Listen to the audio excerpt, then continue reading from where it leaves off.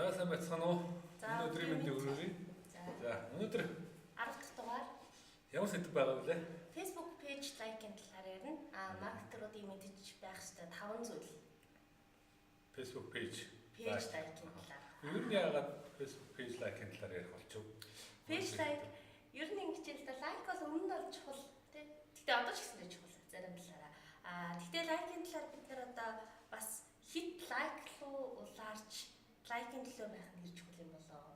Тэ? Тэгээд бас маркетеруудад зорилттой бүлгээ хамраах зорилттой бүлэгтээ хүрэхэд энэ like-ийн асуудал бас хэрэгтэй байна уу? Аа. Тэгээд бас өөрчлөгдөж алгоритмаа дагаад. Ялангуяа биднэрт бас янз бүрийн асуудал их ирдэг. Тийм. Page худалдаж авах гэсэн одоо яаж өөрөө ашигтай хэрэгтэй гэдэг нь яаж мэдэх вэ? Яаж шалгах вэ? Лайк нь одоо ямар хүмүүсээс хүрсэн байна? Авах ер нь хэрэгтэй юу үгүй юу гэдэг асуултууд ирдэг. Ер нь хэрэгтэй юм захирлаа. Та яг гэж бодож. Гэхдээ бид нар бол пэйж худалдаж авах хэрэггүй л гэдэг зөвлөгөө өгдөг. Тэ? Яагаад ер нь болохоор хүмүүст янз бүрийн байдлаар пэйж лайкийг харддаг юм шиг байна. Хамгийн нэгдүгээрт пэйж лайкийг тийм одоо өнгөн талын үзүүлэлт болгож харахыг хичээдэг. Гэхдээ хүмүүс ер нь олон пэйжтэй лайк байх юм бол илүү постууд мэдээлэлд итгэх юм шиг өгдөг. Ийм одоо хүлээлт бас байдаг. Тийм учраас хамгийн нэгдүгээр худалдаж авдаг юм шиг санагдсан. За хоёрдугаарт бэлэн хүмүүст пост хийгээл олон мянган хүмүүст одоо зэрэг мэдээлэл хүргээд явуучих нь бэлэн бодоо ядах гэсэн тийм хүмүүс бас байх шиг байна. За ер нь хоёр хамгийн гол шалтгаан нь тэр. Нэгдүгээрт тэргүүд олон лайктай пэйж худалдаж авах нь өөрөө одоо надад бэлэн хэрэглэгчид өгөхгүй гэдэг маш сайн ойлгох хүмүүс бас байна. Гэхдээ тэр нь өөрөө харагдах байдал талаас илүү чухал гэж үздэг, тийм. Жохон чанга ярихыг хүсэж байна гинэ. За. Хоёулынгийнхэн дөө. За дөө маань ямар байна бас мессежээр жохон чангалчлаа. За гэхдээ юуныхаа дууг бас чангалуул зүгээр бид нар бас ингээд үзэж байгаа, сонсож байгаа, гайгүй сонсогдоод байх шиг байна шүү. Тэгэхээр бас комментарийнхаа юм уу эсвэл утасныхаа чивч дуугийн чангалаарай. Бас лайв гэж бичээрэй.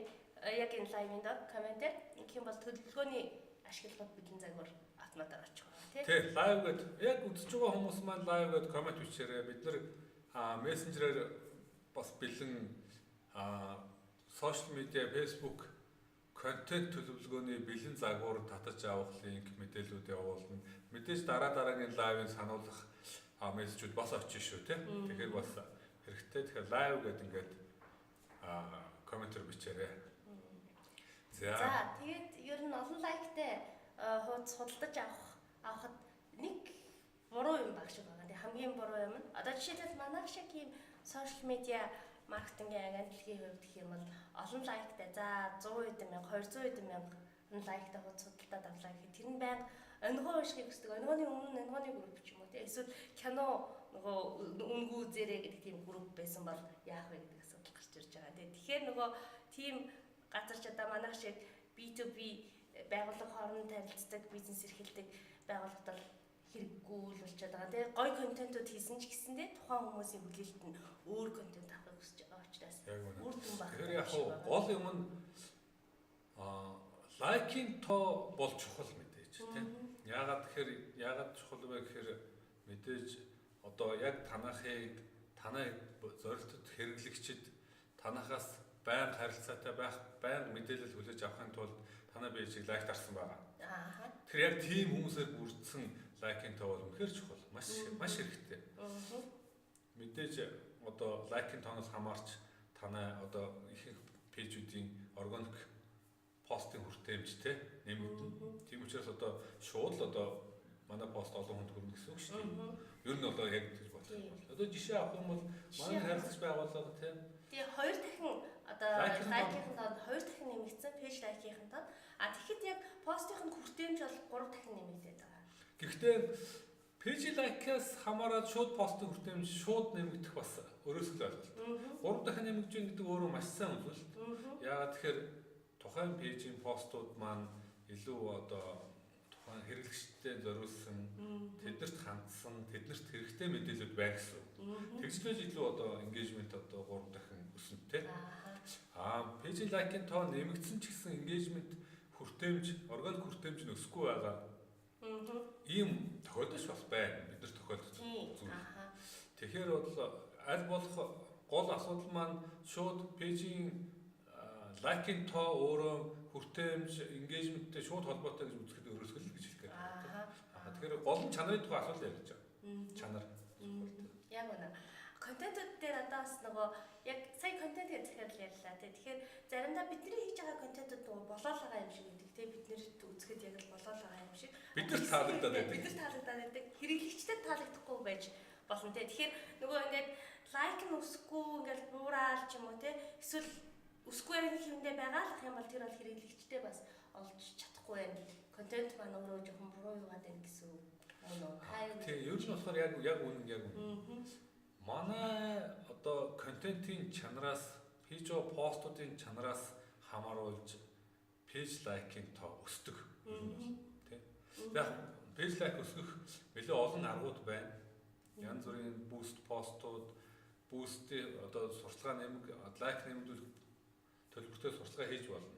Гэхдээ лайкын тоо, пэйж лайкын тоо хамгийн сайн өсөгдөг зүйл бол чанартай контент уу гэсэн. Өөрөөр хэлбэл манай постууд, манай бэлдэж байгаа контентууд зорилттой сегмент хэрэглэгчд маань таалагдж байна, хүрчээвэл нөгөө хүмүүс цааш нь дамжуулна. Хэрэгтэй хүмүүст бас хүргэнэ. За доор нь комент бичнэ.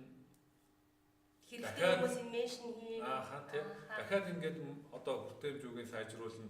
Тэр нь өөрөө хүмүүс хайгаад орж болно. Эсвэл найзуудынхаа шеэрлсэн постуудыг хараад манай пэйжийг таалагдж болно, лайк дарж болно. Тэгэхээр ерөөсөн цэвэр одоо пэйж лайк өөрөө өсөж байгаа гол одоо органик өсөлт маань контентын чанараас хамаарч байгаа гэсэн үг тийм. Тэгээд бас нөгөө контент бас сайн төрөлжүүлэх хэрэгтэй юм шиг байна тий. Зарим хүмүүс бид нөр өмнөх лайвууд дээр л гэсэн ярьж ирсэн тий. Зурагын контент, видео, лайв гэдэг бүх зүйл байж байгаа хэрэгтэй юм шиг байна тий. Энэ төрлийн контентоор дагнаж болохгүй. Видео байнга бэлддэг бол видео маань өөрөө үздэг хүний бас тодорхой. Видео үздэг хүмүүс бас байж болно. Тэр хүмүүс маань яг хүрэх ёстой контент хүрэхгүй байж магадгүй. Тийм учраас бид нар жишээлбэл яг энэ лайвыг, яг энэ төрлийн лайвыг бид нар лайв видео бэлдэж байна. Лайв видео маань өөрөө видео контент болоод манай пэйж дээр үлдчихдэг, хадгалагдчихдаг. Дээрээс нь веб дээр нийтлэл болгож оруулдаг. Яг лайвынхаа мэдээллийг ярьсан зүйлсээ нийтлэл болгоод за мэдээж лайв үзэх, видео үзэх хүмүүст нь зориулаад нийтлэл дээр видео байдаг. Тэгэхээр өөр төрлөөр ижил төстэй нэг агуулгатай ч гэсэн өөр төрлийн контентууд байх нь өөрөө дахиад пэйж лайк нэмэгдүүлэх бас нэг хүчин зүйлс нэг баг. За яг сая буураад байгаа юм шалтгааныг ярьлаа тий. Тавчхан ярьлаа. Яг буурах юм шалтгаан бас нэлээд байна. За мэдээж би хүмүүсийг залхааж болно. Хэрэгтэй хэрэггүй мэдээлэл өгдөг. Эсвэл хит их сурчлагаагаар бөмбөгддөг. Эсвэл сонирхолтой биш. Эсвэл бүр уус төрждөг. Шал өөр сонирхолгүй одоо залхаадаг. Тийм ийм постууд бол миний одоо unlike хийх бас нэг шалтгаан. Гэхдээ unlike хийх бол байдаг л үзвэл. Тийм. Манайх нөгөө 7 хоногийн нэгд өдөр болгоо харилцдаг байгууллагынхаа тайлан гаргадаг тийм. Тэгээд тайлан пэйж лайв, ер нь пэйж яаж хийж байгаа үзүүлэлтүүдийг харуулдаг. Тэрэн дээр бол unlike-гүй байгуулга бол байхгүй. Тийм. Гэтэ тодорхой хэмжээнд заавал байна. Тийм. Хит их байх юм бол энэ бол асуудал болоод. Тийм. Тэгэхээр яг гол нь хүмүүс мэдхгүй одоо танай хэрэглэгч байх юм байж болно. Өөрөөр хэлбэл хэрэгцээ шаардлага байхгүй байж болно. Би үйл хөдлөх хөдлөхийн одоо компани хуудсыг дагаж болно. Яг тэр би байр хайж байна. Байр одоо над хэрэгтэй. Байраа авчлаа дараагийн 10 жил дахиад байр хэрэггүй болж магадгүй шүү дээ. Тэгвэл анлаг хийгээл гарна тийм. Яг ийм хүү шалтгаанууд байж болно. Энэ бол ер нь бодит ердийн органик бууралт. Тийм. За нөгөө талаас хит их олон лайк дарж магадгүй хүмүүс. За зарим тохиолдолд тийм асуудал гардаг. За тэр бол мэдээж зорилт сегменттэй тохирсон биш контентоор хит их бөмбөгдөх үү. Тийм. Жишээлбэл одоо нөгөө сонирхолтой гэж үзээд зарим хошин шогийн контент ч гэдэг юм уу. Тэгээ нөгөө юм зүгээр олон хүн нөгөө ханддаг. Тийм контентуудыг тавьсан харагдаж идэг тий. Тэгэхээр тэр болохоор яг лайк нэмэгдүүлээд байгаа юм шиг хэрнээ зорилттой сегментд яг хүрч чадахгүй л. Тийм тэр нь өөрөө бас юуны бууралтад нөлөөлж магадгүй. Тийм учраас бас ер нь бол хамгийн чухал юм нь олон лайкийн төлөө биш. Тэр одоо танахыг дагж байгаа фэнүүд чинь жинхэнэ таны фэнүүд байвал тэр нь л анхааруул зүгээр. Яг байна. Зорилттой бүлгийн нэгдэл болох хэвээр болохоос нөгөө энэ тэндээс ирсэн амар олон лайкийн цугларалт байж л. Яг үнэ. Тий. Яг манай одоо жишээлбэл зарим хүмүүс манай Nathouse Creative яг манай компани пэйж хуудсыг орж харддаг. Яг уулзж байхад тий. Өө танай байгуул 10 итгэн л мянган лайктай юм байна шүү дээ. Жоо голонгуу байгаа тийм. Яагаад тэгэхээр бид нарыг яг энэ төрлөөр ажилтдаг мөртлөө ямар цөөхөн лайктай юм бэ гэдэг ийм сэтгэл төрдөг юм шүү. Яг тэр нэг талаасаа зөв. Нэг талаасаа бид нар бол нөгөө лайк гэдэг одоо зүйл пэйжийн лайк өөрөө бидний бизнесийн одоо яг гол зорилго биш байна. Манай маркетингийн гол зорилго биш байна тий. За тэгэхээр гол нь бид нар дээрээс нь бас нэг Facebook-ийн оруулж байгаа өөрсдүүд маш их нөлөөлөд байгаа. Лайкийн тооны одоо чухал хэсэгт тийм ээ. За жишээлбэл өнгөрсөн жил нөгөө хувь хүний харилцааг илүү дэмжнэ гэсэн мэдээлэл хийжсэн. Алгоритмд өөрчлөлт оруулахаар болсон. Facebook-ийг захирал мэдээлэл хийсэн. Тэрэн дээр болохоор яасан бэ гэхээр ер нь бол ингээд харилцан яриа өгдөөгөөд илүү харилцаа үүсгэж байгаа контентыг сайн контент байна гэж үзээд байна л да. Олон лайк аваад байгааг бол энэ бол харилцаа үүсгэхгүй байна гэд. Жишээлбэл би ингээд нэг комент комент хийсэн байлаа гэж дээ. Таны комментийн дор би reply хийхэд таныг меншн хийж харагддаг. Тэгвэл тэр коммент бичснээрээ таны найзуудад та бүхний хоорондоо юм ярьж байна гэдгийг харуулна. Миний найзуудаас юм ярьж байна гэдгийг харуулдаг. Тэгэхээр коммент бол чухал үзүүлэлт болж байгаа. Өөрөөр хэлбэл харилцан яриа үүсгэж байгаа. Лайк болохоор яг дараа л өнгөрсөн болохоос ш хувь хүмүүс хооронд харилцаа үүсгэх байна гэдэг. Лайк ч өмнө нь болохоор ганц лайк гэсэн сонголт байсан тий. Одоо нөгөө реакшн болж өөрчлөгдөж янз янзын сонголттой. Тэгвэл бас хамааруулаад. Тий. Лав авч ийн үү эсвэл зүрх дарж ивэл дахиад илүү сайн контент байна гэж үзэх магадaltaй байсан үг тий. Илүү олон хүн цааш. Англи байвал одоо ууртай дүрс илгээвэл дахиад энэ бас нэг хүмүүсийн дургуй үлгээж магадгүй тий. Зүрх контент гэж үзэх магадaltaй тий. Тэгэхээр ерөнхийдөө лайк бас чухал биш болж байна гэдэг нь энийгээрээс харагдаад байгаа. Хүмүүс хоорондын харилцааг өдөөхгүй байна гэдэг талаас нь. Яг гол нь одоо ингээд олон лайктай гэхээсээ илүү олон хүмүүс хоорондын харилцан яриа өрнүүлж байгаа тэр пэйж хуудснууд тэр постууд илүү үр дүнтэй олон хүнд хүрч байгаа тийм. Тэрнээс биш пэйжийн лайкд он шууд хамаарах зүйл биш болчиход байна шүү дээ. Тэгэхээр бид нар яг олон цөөн лайктай пэйжтэй байж болно. Гэхдээ танай пэйж чинь өөрөө маш олон коммент бичдэг. Маш олон хүн шеэрлдэг, хоорондоо хуваалцдаг.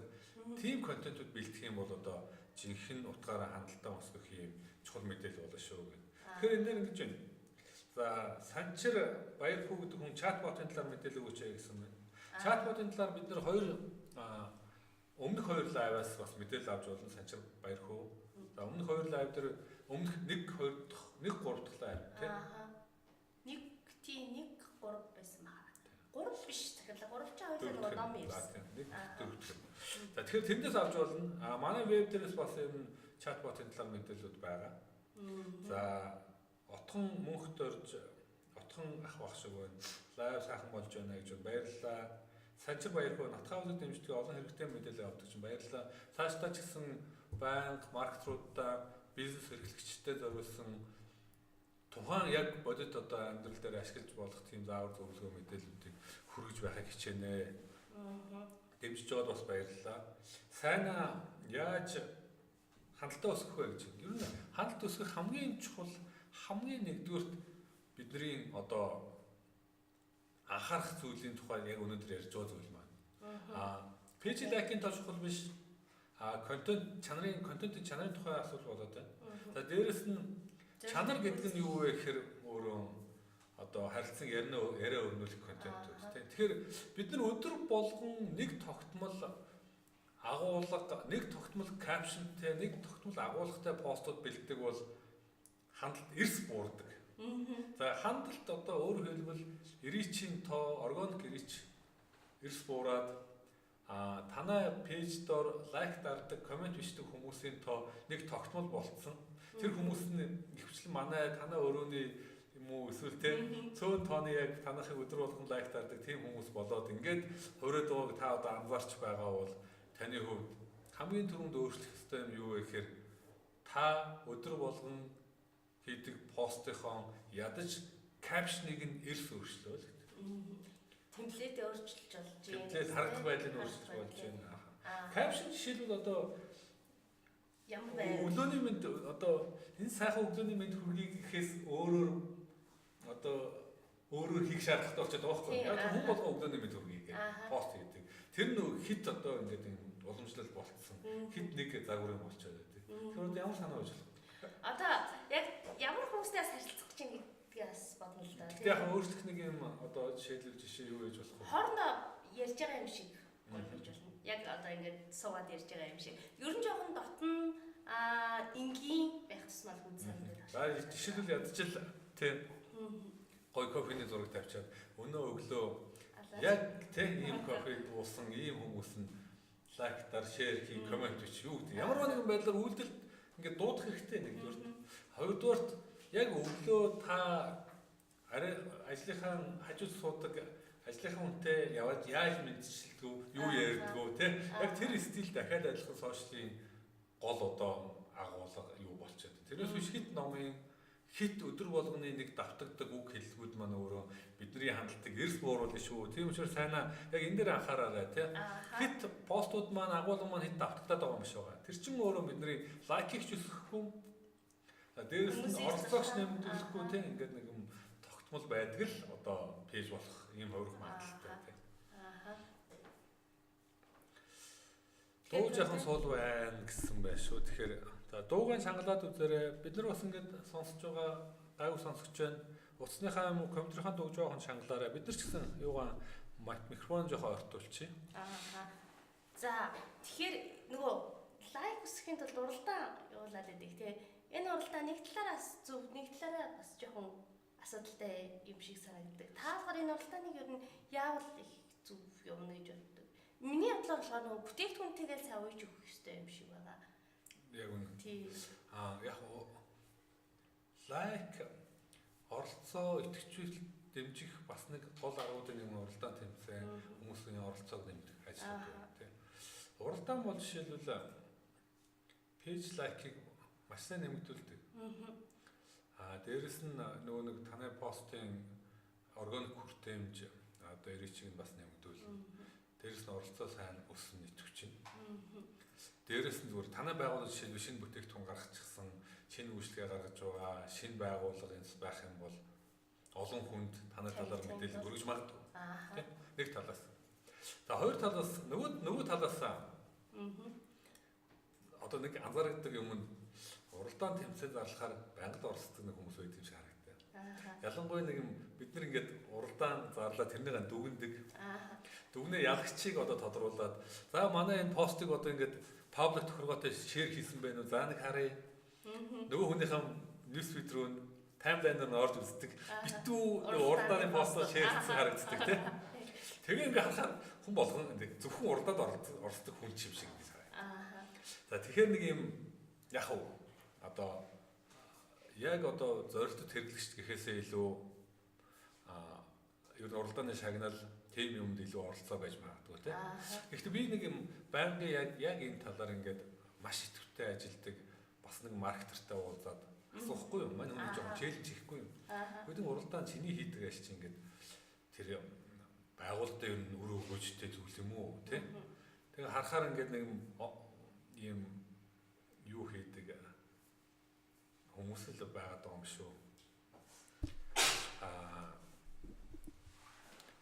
Одоо уралдаанд оролцож байгаа хүмүүсийг харахаар яг л одоо нэг тийм байнгын одоо тийм юмд оролцдог хүмүүс байт юм шүү гэдгсэн чинь мань хүний хэлсэн бас маш сайн логиктой санагдсан надад бол юу гэсэн гэхээр үгүй Баатар тэр чинь ийм байхгүй да.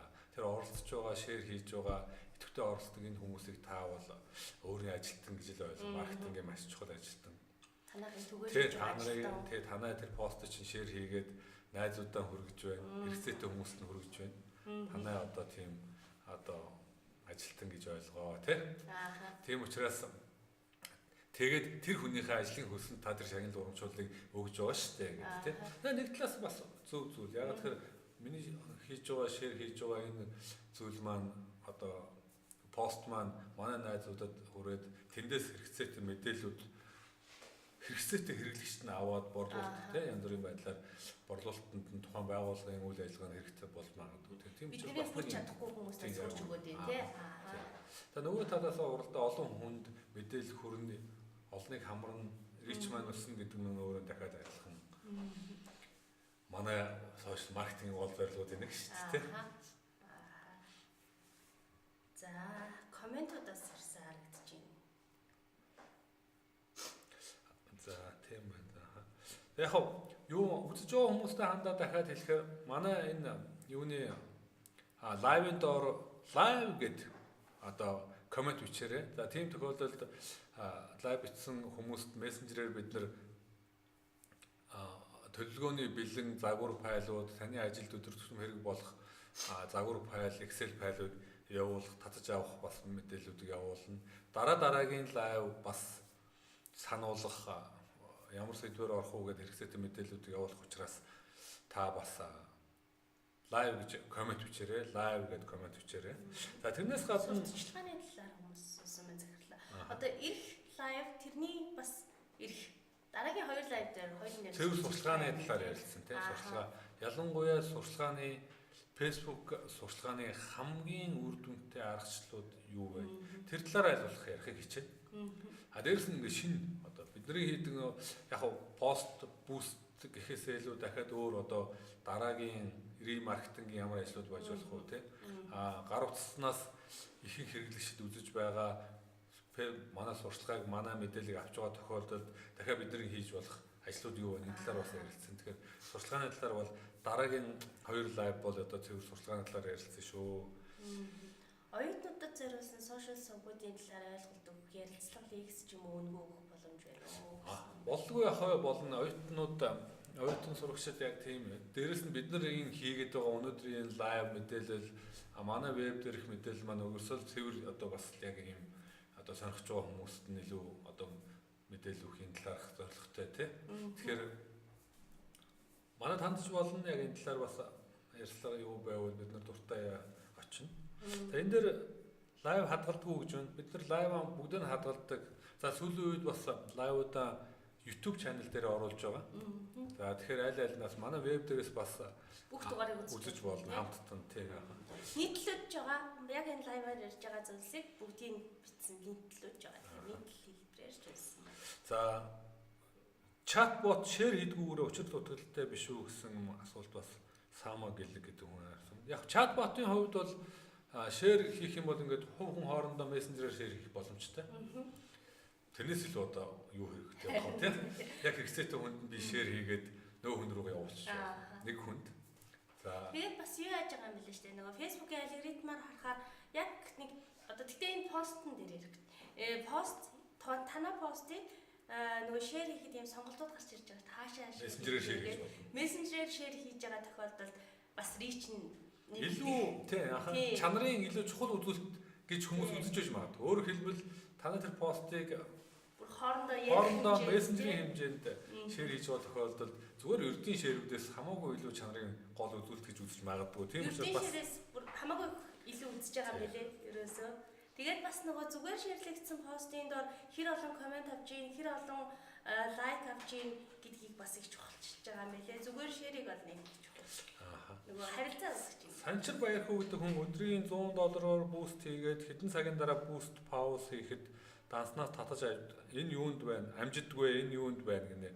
Яг ер нь болохоор Facebook сурталчилгааны хувьд бол биднэрт дараа төлбөрөөр авдаг. Өөрөөр хэлбэл бидний сурталчилгаа явуулсны дараа тодорхой лимит өгөө сурталчилгаа явуулсны дараа юу маань одоо төлбөрөө авдаг. Тийм учраас энэ юу гэсэн үг гэхээр таны сурталчилгаа яваад дуусны дараа эсвэл таны нэг тодорхой лимитэнд хүртсэний дараа л юм юугаа авч байгаа тийм. Төлбөрөө авч байгаа. Тийм учраас энэ санаад авах зүйл биш баха. За лайв танай хамт олонд баярлалаа гэж баярлалаа. Хэрэгтэй мэдээлэл өгч өгдөгд баярлалаа. Баярлалаа шүү амжилт хүсье баярлалаа. Бүгдэнд баярлалаа. За тэгээд дараагийн одоо гол ярих хэвээр зүйл маань юу гэхээр одоо үндсэн сэдвтэй байна тийм. За үзэж байгаа хүмүүст коммент бичсэн бүх хүмүүст баярлалаа. За тэгэхэд яг гол лайкийн талаар болохоор ерөөсөө аль болох өнөөдрийнхээ ярьсан юугаа ингээд базаад ингээд хэлэхээр лайкийн талаар улаарч хөөцөлдөх тийм зөв юм биш нэгдүгээр. За лайк чинь хамгийн чухал юм нь чанарын тухай тоо гэхээс илүү өөрөөр хэлбэл танай зорилтод хэрэглэгчтэй нэгдэл байх ёстой болохоос биш хэн хамаагүй хүмүүсийн цуглаан байж болохгүй байхад нэмэл гэсэн болохгүй ч явах болоо тийм. Нөгөө сонирхож байгаа хүнд сонирхож байгаа юмыг нь л бид нар ярих хэрэгтэй тийм. Тэгэхгүй бол одоо жишээлбэл танд би хурж ирээд гоо сайхны бүтээгдэхүүний талаар яриад байвал хөө яг тэрнтэй адилхан тийм. Эмэгтэйчүүдийн гоо сайхны бүтээгдэхүүн их нэртэй дамжуулчих шүү дээ. Тэр хэрэгтэй юм шиг. Гэхдээ харин тийм. Тэгэхээр харин гол асуудал нь сонирхож байгаа. Өөрөөр хэлбэл танай зорилттой сегмент танай борлуулалтанд нөлөө үзүүлэх эсвэл ирээдүйн одоогийн хэрэглэгчдийн тийм одоо нэгдэл байвал илүү зүгээр л гэж үзээд байгаа тийм. Дээрэс нь яг лайв олон лайктай байна гэдэг ерөөсө буруу зүйл бас нэг талаас нь биш. Яг тэгэхээр ер нь лайк чинь одоо жишээлбэл ийм манай дээр гарч байгаа ганц одоо анзаарэгдсэн зүйл юу гэхээр 100,000 лайктай хуудас байгаа. 200,000 лайктай хуудас байгаа. Одоо бидний одоо нэг хөтэлдэг хуудас. Бид нар энэ хуудсыг 0-оос эхлүүлээд 200,000 хүртэл тийм хөгжүүлсэн. Ямарваа нэгэн юм тийм одоо лайк нэмэгдүүлэх одоо янз бүрийн аргууд хэрэглээгүй, мерч хийгээгүй. Нийлүүлээгүй өөр хуудас гэсэн үг тийм. Ингээд ингэсэн явж байгаа хуудас.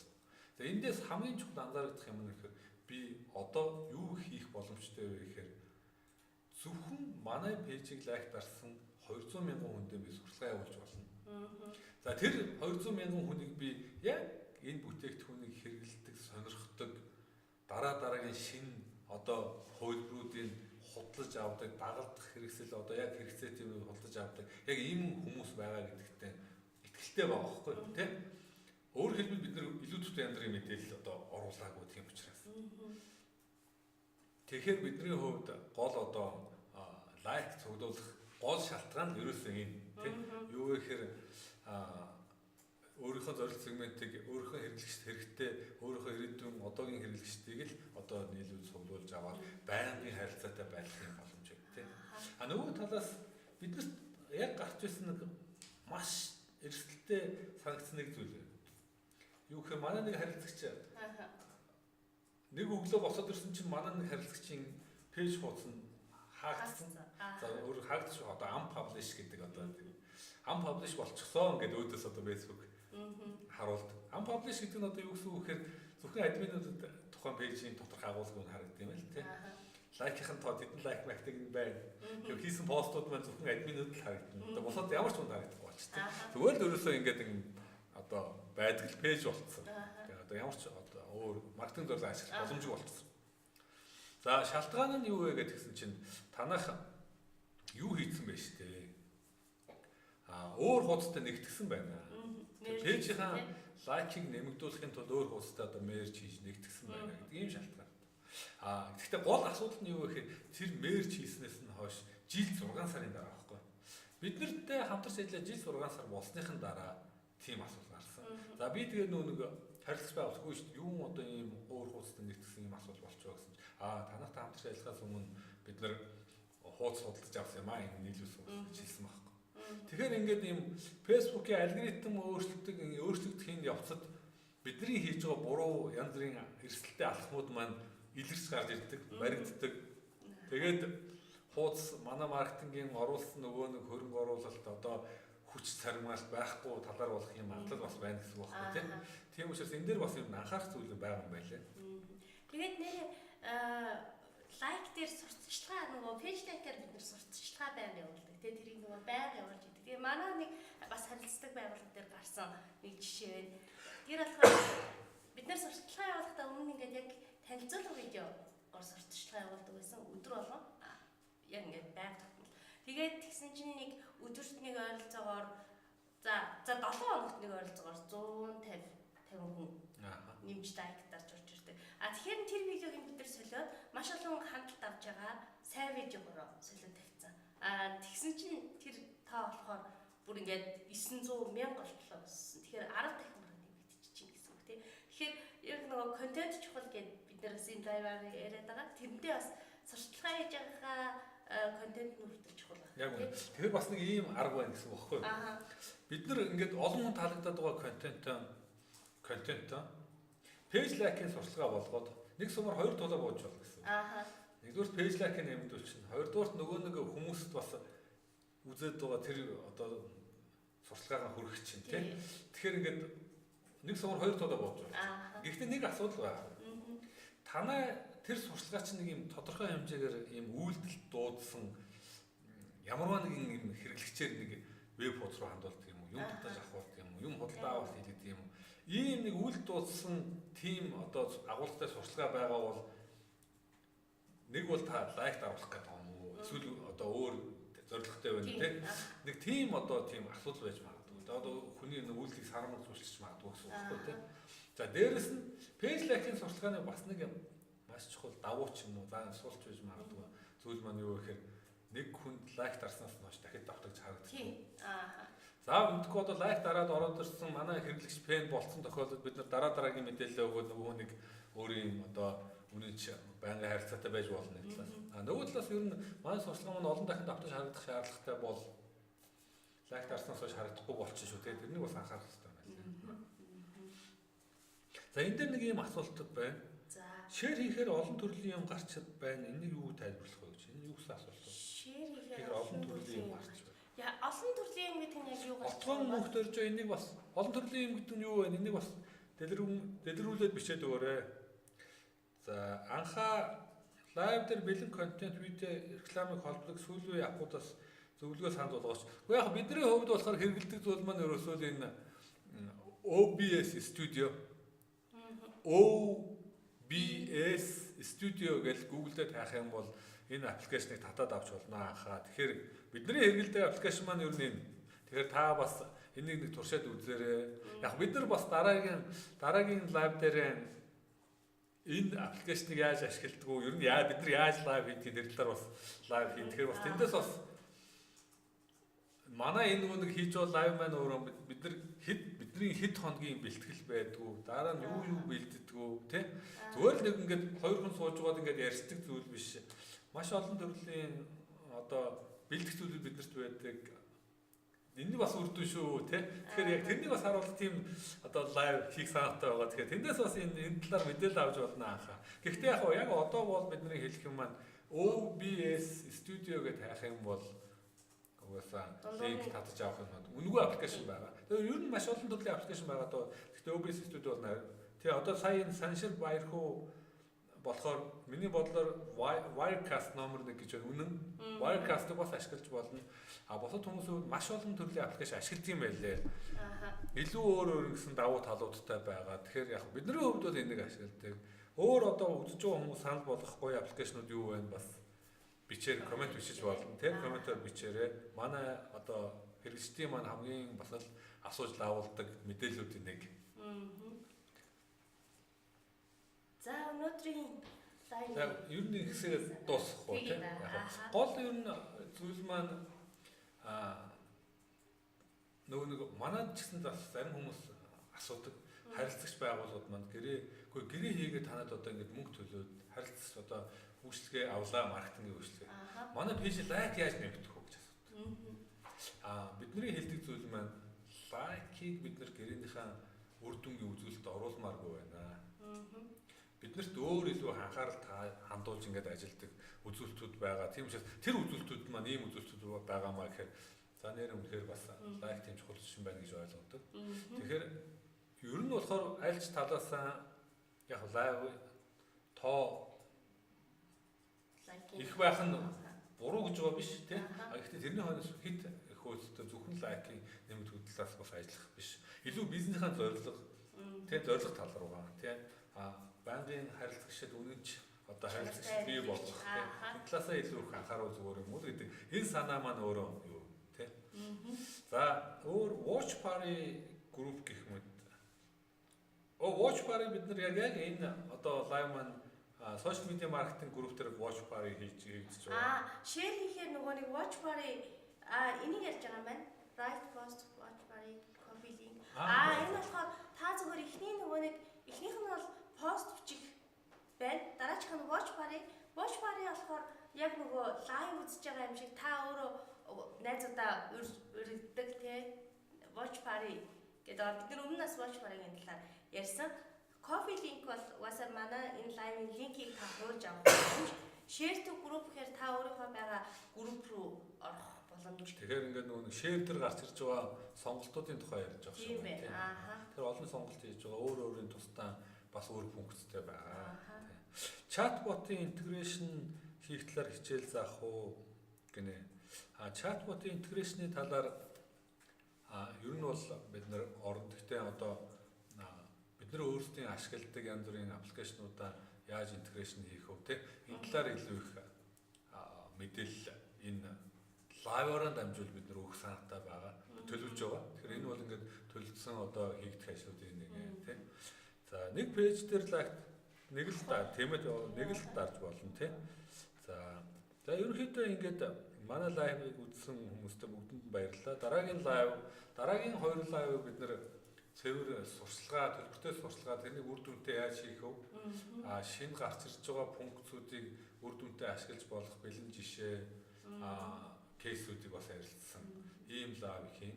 Дээрээс нь нэг лайв нь тийм нэг лайв зочинтой. За яг одоо энэ талаар бас л одоо байнга ярьж одоо мэдээлэл өгдөг тийм хүн байгаа нэг лайв. Нэг лайвыг нь бид нар илүү тийм юм лайв ер нь бид нар яаж хийдэг юм талаарх хэлбэрээр бэлтгэх гэж байгаа учраас бас илүү сонирхолтой байх болов уу гэж бодож байна. Тэгэхээр бүгдээрээ бас манай энэ юун дээр комментор лайв гэж бичээрэй. За лайв гэж бичвэл бид нар танд мессенжерээр бэлэн одоо контент план темплейт файл нэг жилийн 19 оны бэлэн бэлтгэсэн байгаа контент. 12 сарын бүгдийн өдөр хоногоор нь гаргацсан тий тэмдэглэсэн тэмдэглэлт өдрүүдийг тэмдэглэсэн. За дээрэс нь дараагийн одоо лайв юунууд мэдээллүүдээ танд сануулж хүргэж байх болно. Чатботын сургалтанд сунаа гинэ дөө суугаарай тий. Ер нь сургалтын талаарх мэдээлэл бас юунаас авч болно. Манай веб хуудаснаас бас авч болно. За ингээд бүгдэнд баярлалаа. Өнөөдөр хамт байсан бүх хүмүүстээ баярлалаа. За сонирхолтой байсан баг таа. Найдаж байна. За Натхаус креатив компани Баатарчлан. Лемон. Битэр хамт байлаа. За дараагийн лайв бас арай өөр зочид бас байх болно. Сонирхолтой байх хаа за бүгдэнд нь амжилт хүсье. За баярлалаа. Асуултууд янз бүрийн зүйлүүд байвал комментээр бичиж болно тий. За бид нар аль болох хариулахыг бодно. За бүгдэнд баярлалаа.